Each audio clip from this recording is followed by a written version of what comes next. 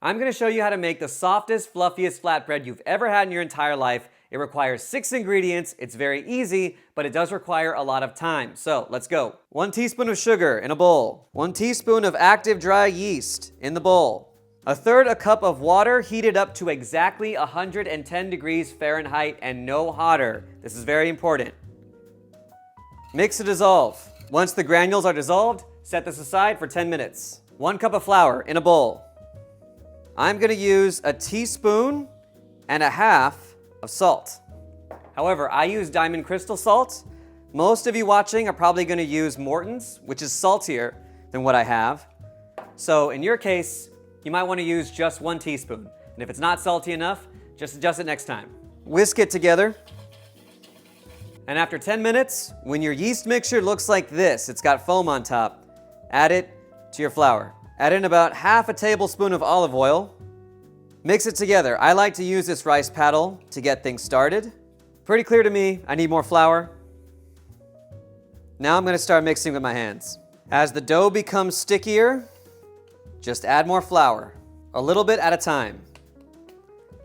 All right, that took about 7 or 8 different rounds of adding flour to the dough before it got to a point where I can handle it. And you can see here, it's still pretty sticky, right? It's sticking in my hands and some of it's left behind, but it's not so sticky that if I handle it fast, you know, boom, boom, right? It's not sticking to me. Once you get to this point, you want to knead it. You want to knead it in your hands or on the surface that you dust with flour for about 5 minutes. And as always, if you find that it's still too sticky, you can always just add a little more flour, but be careful, you don't want to add too much. All right, after 5 minutes, it's looking pretty smooth. Put it in this same dirty mixing bowl.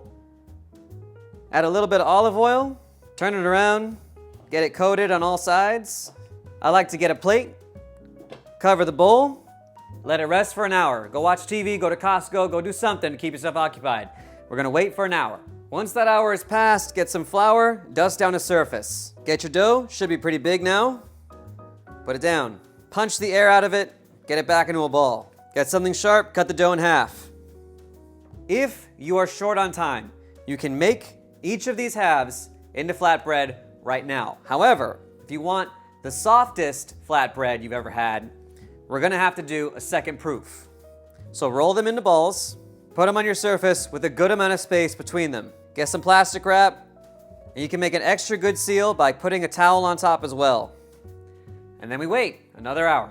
Okay, after that second hour, lay it puffed up again, deflate them, get one, roll it up. Rolling pin.